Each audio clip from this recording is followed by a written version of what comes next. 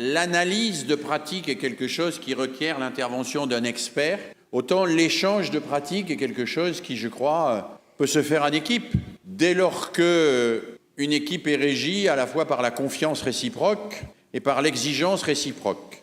Moi, j'ai toujours considéré que la solidarité, c'était l'exigence. Ce n'est pas la complaisance envers l'autre. Être exigeant envers quelqu'un, c'est être solidaire avec lui. Et même si on critique ou si ce qu'on lui dit apparaît comme critique par rapport à ce qu'il fait, c'est une marque de solidarité pour lui permettre de progresser.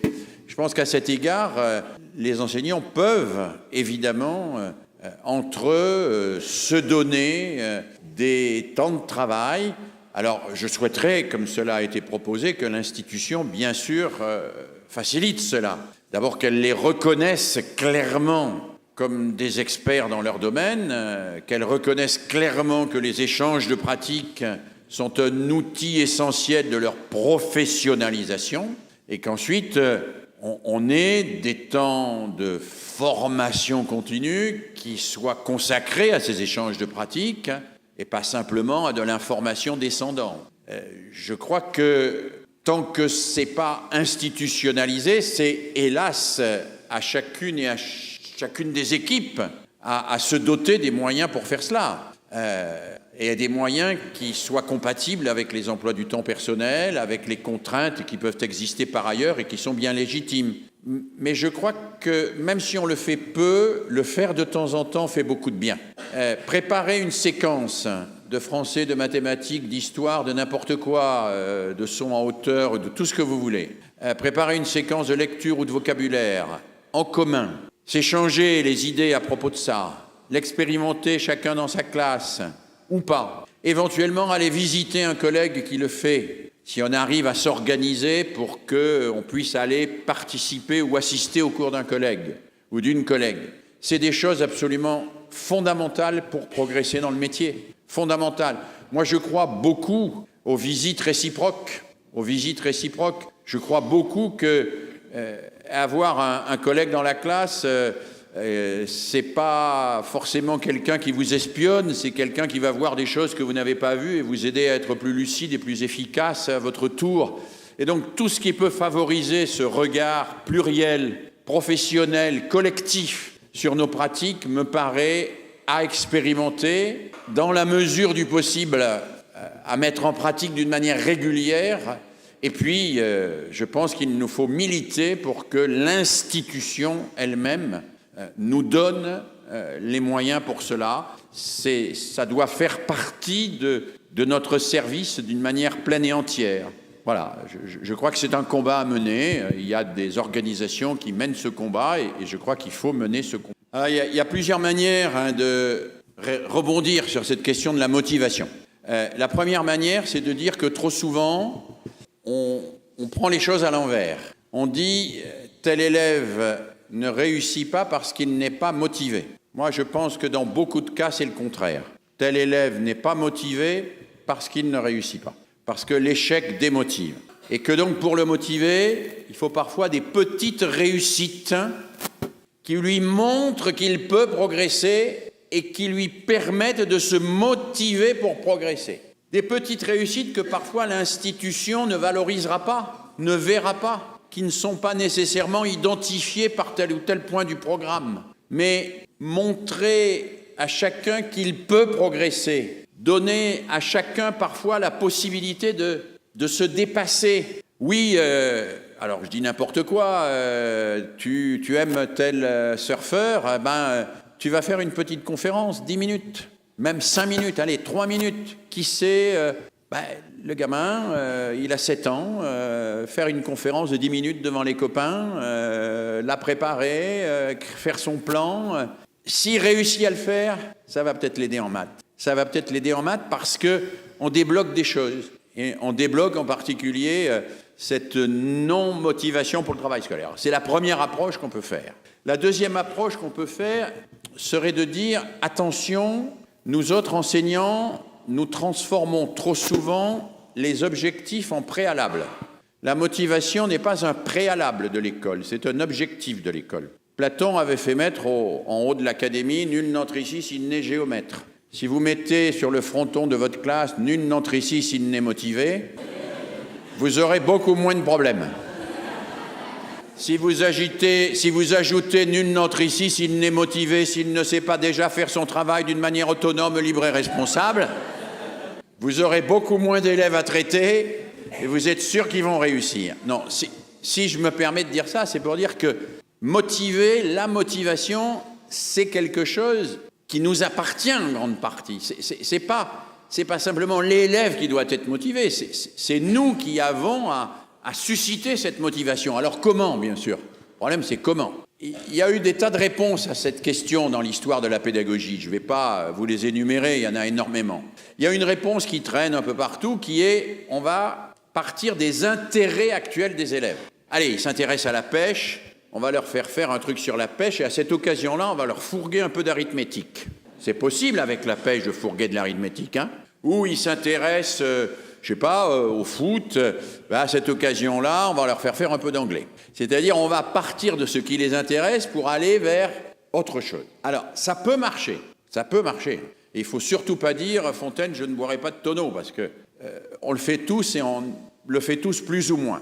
Mais ça ne marche pas toujours. Et surtout, le problème, c'est qu'il y a des choses pour lesquelles il est extrêmement difficile de trouver l'intérêt déjà existant de l'élève. Hein? L'accord du participe passé avec le verbe avoir, c'est très compliqué d'aller chercher. Alors, sur quoi il est déjà intéressé qui me permettrait de lui fourguer l'accord du participe passé avec le verbe avoir? Alors, compter les buts au foot, peut-être... je sais pas. Bon. C'est compliqué. Et puis, alors, si on va vers des objectifs de plus haut niveau taxonomique, bien sûr, on va avoir beaucoup de mal, beaucoup de mal à les caler sur l'intérêt déjà existant. Donc, les pédagogues ont réfléchi à cette question depuis longtemps. Et beaucoup d'entre eux insistent, et à juste titre, je crois, sur l'enjeu proprement intellectuel, en disant ce qui peut susciter l'intérêt, c'est ce qui rend lisible l'enjeu des savoirs que l'on enseigne. Alors, qu'est-ce que ça veut dire? On va prendre des exemples très bêtes. Théorème de Pythagore, 4e. Carré de l'hypoténuse est égal à la somme des carrés des deux autres côtés dans un triangle rectangle. Très bien. On peut le dire, on peut obliger les élèves à le répéter, on peut leur faire apprendre par cœur, on peut même faire en sorte qu'ils utilisent le théorème de Pythagore pour résoudre des tas de problèmes de géométrie, ce qui est au programme de 4e. Bon. On peut aussi essayer de se dire, mais c'est qui ce Pythagore? Comment il a trouvé son truc? Pourquoi On peut aller chercher les raisons, et ça c'est très mobilisateur pour les élèves. Les enjeux intellectuels qu'il y a derrière ça. Attendez, c'était pas n'importe qui Pythagore, hein. Puis il n'a pas trouvé ça par hasard. Il y a des tas de raisons qui font qu'il a trouvé ça, etc., etc. Donc on va, et je crois, en tout cas j'ai beaucoup milité pour ça dans ma vie, qu'il y a toujours une manière de motiver l'élève à travers l'histoire des savoirs. Pas simplement l'histoire, la grande histoire, mais aussi la petite histoire. La petite histoire, les savoirs, ils ont trouvé ça comme ça, ils l'ont trouvé. Parce que les savoirs ne sont pas tombés du ciel, hein. Ils ont été construits par des humains pour résoudre des problèmes. Raconter cette histoire, c'est profondément mobilisateur. Alors, c'est la deuxième manière de répondre au problème de la motivation. Troisième manière, il y en aurait 15, donc je vais m'arrêter à 3. Troisième manière, c'est de dire un des enjeux aujourd'hui. C'est de l'école et de l'enseignement, c'est de susciter le désir d'apprendre chez des élèves qui ont essentiellement le désir de savoir, et plutôt de savoir sans apprendre. Parce que apprendre, ça demande du temps et il faut des efforts. Et qu'il y a des tas de choses qu'on aimerait bien savoir sans apprendre. Et il y a des tas d'outils qui vous permettent de savoir sans apprendre. Allez, vous avez un ordinateur ou un téléphone portable, vous clichez une fleur, on vous donne son nom, où elle est née, tout ça. Bon. Vous avez des outils aujourd'hui en permanence qui vous permettent de savoir sans apprendre. L'intelligence artificielle, ChatGPT, BlueMai, etc., ça, c'est un formidable outil pour savoir sans avoir appris. Vous vous interrogez, puis il y a une base de données gigantesque et on vous fournit les réponses. Mais comme j'ai eu l'occasion de l'écrire à plusieurs reprises, en comblant le désir de savoir, on tue le désir d'apprendre. Parce que quand on croit savoir, c'est pas moi qui le dis, c'était déjà Socrate à travers Platon, quand on croit savoir, on cherche plus à savoir. Et ce qu'on croit savoir empêche d'apprendre. Et donc le rôle de l'enseignant, ça va être, et ça c'est une très belle formule de quelqu'un qui, C'est un texte que je recommande à tout le monde dans le cadre de l'instruction civique ou ailleurs, ou de l'EMC, ou dans la formation des enseignants à lire et à relire sans cesse. C'est le fameux discours de Jules Ferry qui s'appelle « Sur la laïque », où il dit « Le rôle de l'enseignant, le rôle du professeur, c'est pas d'enseigner ce qu'il sait, c'est d'enseigner ce qu'il est. Et pourquoi ?» Alors on connaît cette phrase, d'enseigner ce qu'il est plutôt que ce qu'il sait, parce que l'objectif final de son travail, c'est pas de transmettre un savoir, c'est de faire émerger toujours des questions nouvelles à travers les savoirs qu'il enseigne. C'est-à-dire de susciter le questionnement en permanence, c'est-à-dire d'envoyer l'élève chercher, de mettre l'élève en recherche. Et c'est une des raisons pour lesquelles le grand pédagogue et philosophe John Dewey disait que l'enquête est à la fois au cœur de la démocratie et de la pédagogie. L'enquête. Allez, vous allez enquêter. Vous allez enquêter sur comment il fait l'artisan pour réparer les chaussures. Comment il fait, lui. Allez enquêter. Pas à travers les petites machines que vous avez dans vos poches, là. Vous allez voir les gens, leur poser des questions. Vous allez enquêter, vous allez chercher. Mettez les élèves en recherche. Si vous voulez motiver les élèves, mettez-les en recherche. Je pense que c'est une des réponses. Ce n'est pas la seule, les autres sont aussi des réponses, c'est la troisième piste, hein. Mais c'est une des réponses importantes et c'est un des enjeux majeurs aujourd'hui, hein. Parce qu'on peut être sûr, hein, ChatGPT, ça va parler, ça parle déjà quasiment, et ça fera des cours à notre place, hein. Donc ça comblera le désir de savoir, il n'y a aucun problème. Mais ça tuera le désir d'apprendre et ça ossifiera complètement ces savoirs humains pour en faire des sortes de savoirs bancaires, comme disait Paulo Freire, c'est-à-dire des choses qui sont simplement une monnaie d'échange et non pas un outil d'émancipation, de développement collectif et de solidarité entre les humains. Voilà. Donc je crois que... Et puis alors, s'il y avait quand même une quatrième piste, allez, mais je me lance, tant pis. Globalement quand même, c'est la motivation du prof pour son boulot qui en grande partie fait aussi la motivation des élèves.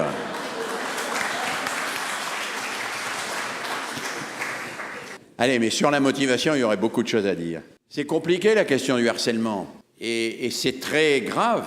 En tout cas, ça contrevient au premier élément que j'ai évoqué, l'espace hors menace. Le premier élément, la première règle que j'ai évoquée pour définir ce que pouvait être l'école, c'est un espace hors menace, où on n'est pas menacé psychologiquement et physiquement. Alors physiquement, on est rarement menacé, encore heureux, mais psychologiquement, on peut être menacé et ça peut faire très mal. Donc bien sûr que lutter contre le harcèlement nécessite un vrai travail et un vrai investissement. J'en discutais ce matin avec de futures enseignantes et enseignants et je leur disais, il y a 3 niveaux. Là encore, pourquoi 3, toujours 3 D'abord, rappeler la loi, le rappel immédiat à la loi. On ne laisse pas faire un certain nombre de choses quand on en est témoin. Premier niveau. Deuxième niveau, la réparation.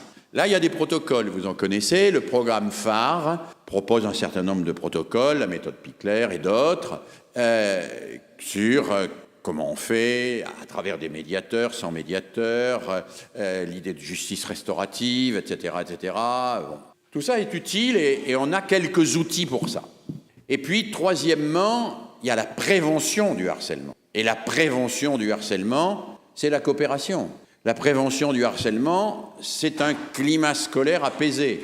C'est une pédagogie de l'entraide. C'est une pédagogie où chacun peut découvrir les forces et les faiblesses qu'il a en lui, mais aussi les forces et les faiblesses de l'autre. C'est enfin, et c'est ce qui commence à émerger dans les débats qu'on a autour de ça, une pédagogie de l'empathie.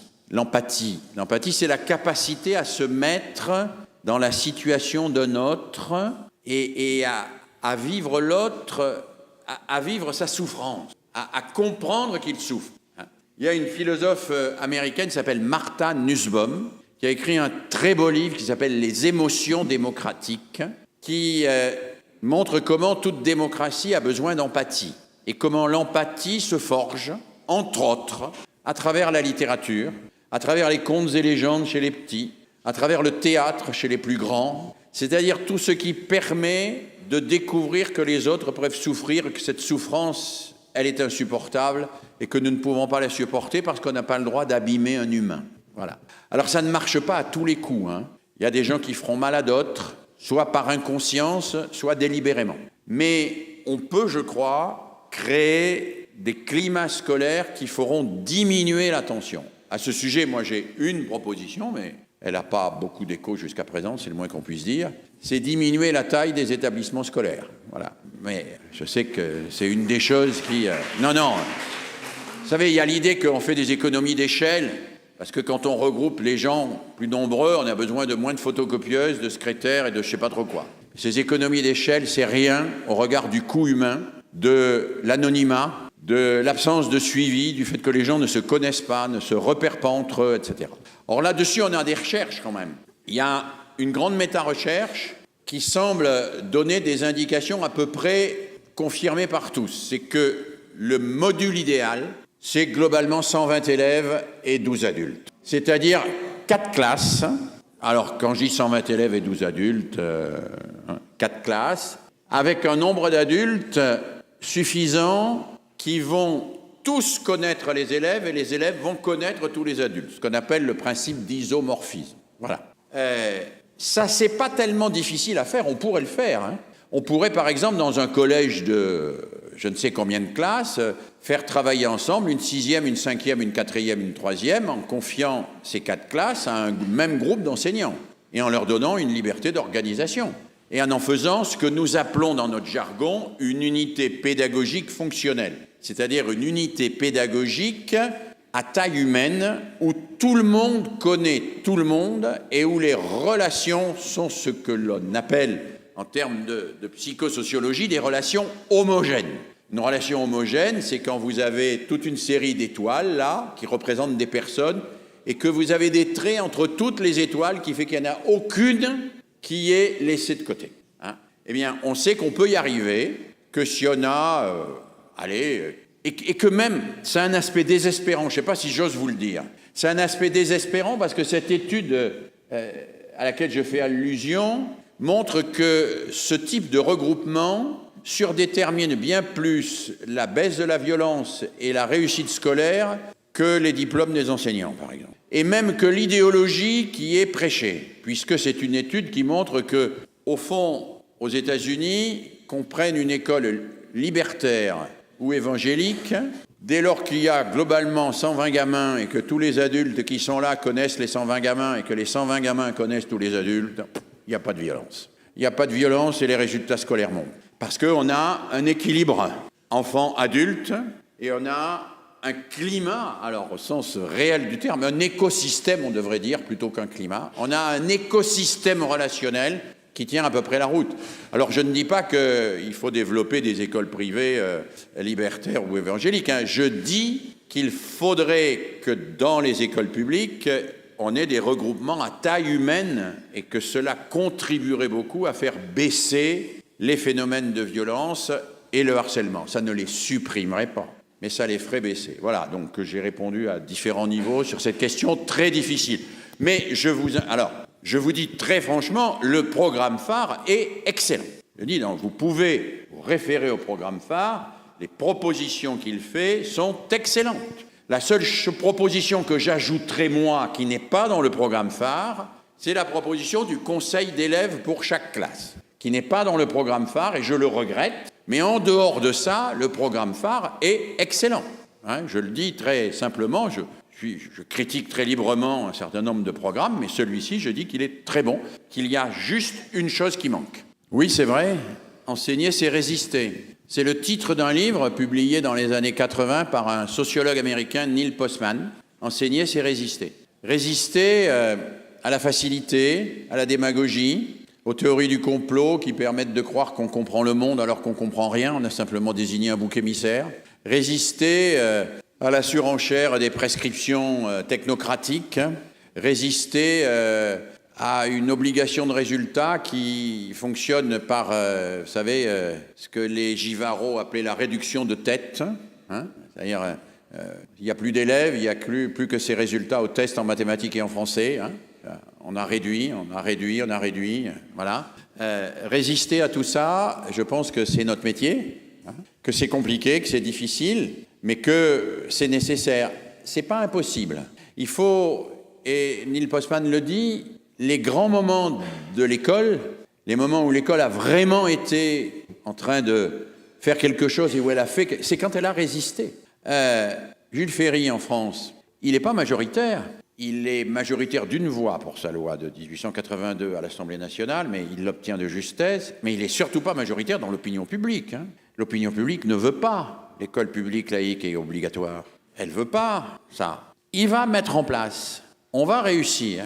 Pas très bien, ça ne va pas être parfait. Il va y avoir énormément de cafouillage, mais quand même, l'école va jouer son rôle. Et puis, il y a d'autres moments forts dans notre histoire comme ça, où l'école a joué son rôle. On peut, je pense, par l'école et à travers notre métier, résister à un certain nombre de choses, mais on ne peut pas le faire tout seul. On ne peut pas le faire sans institutions, sans organisation, sans réflexion, sans recherche. On peut le faire que par des alliances. Des alliances. Alors ça me permet, merci, ça me permet d'annoncer la conférence de demain sur les alliances éducatives. Je crois que les enseignants ne peuvent pas tout seuls. Je pense qu'on demande aujourd'hui à des enseignants un peu de vider l'océan avec une petite cuillère, en luttant contre absolument tout ce qui pose problème et en dédouanant toutes les autres composantes sociales de ça. Les commerçants sont responsables de rien, les médias sont responsables de rien, les politiques sont responsables de rien. Allez, le terrorisme, l'obésité, tous les enseignants, allez, dès qu'il y a un truc, on vous le met sur le dos. Et c'est à vous d'y faire, comme on dit à Lyon. Je ne suis pas sûr que ce soit la bonne formule. Je pense que d'abord, ça fait crouler les enseignants sous une responsabilité qu'ils ne peuvent pas à eux seuls porter. Et ensuite, ça les détourne de ce qui est leur mission fondatrice quand même. C'est ce travail sur la rigueur dont je parlais et que j'ai mis au cœur des principes de l'école. Donc, moi, je suis plutôt pour une diminution des programmes que pour une augmentation des programmes. Je suis plutôt pour qu'on nous laisse du temps pour faire moins de choses plutôt que de nous rajouter en permanence des choses en nous enlevant du temps. Bon, je pense que là, il y a... Bon. Mais tout ça, il faut, je crois, qu'on en soit conscient, qu'il y ait des moments aussi où le collectif enseignant puisse s'exprimer. C'est très important. Mais je vais dire quelque chose, peut-être, alors, ça fait un peu le mot du père à la fin, ça fait un peu le truc, le vieux qui radote. Mais quand même, tout ce que j'ai dit, je le crois fondamentalement. Mais je crois aussi qu'un seul mot, à un seul moment, peut faire changer un seul élève et que cet élève peut faire changer le monde. Et que ça, il ne faut jamais le sortir de notre tête. Parce qu'on voit nos échecs, mais on ne voit pas nos réussites. On ne voit pas tous les élèves qu'on a sortis et qui ont réussi à faire avancer la solidarité et le monde. Alors oui, un seul mot, un seul jour, un seul regard, un seul encouragement, un seul exercice qui a permis à quelqu'un de se dépasser, de prendre confiance en lui et de sortir de la fatalité, ça peut changer le monde. Parce que ça peut être Einstein, ça peut être Oppenheimer, ça peut être lui, ou ça peut être un terroriste. Voilà. Ben oui, le monde est fait de sujets et d'individus qui passent entre les mains d'éducateurs, nous, et avoir conscience que rien de ce que nous faisons n'est jamais neutre à cet égard, parce que nous travaillons avec des pierres vivantes, comme disait Rabelais. Nous travaillons avec des pierres vives, des pierres vives. Nous bâtissons de pierres vives, comme disait Rabelais. C'est ça qui fait la beauté du métier, mais aussi sa difficulté. Voilà, on s'arrêtera là pour ce soir, parce que sinon, après, ça va devenir vraiment n'importe quoi.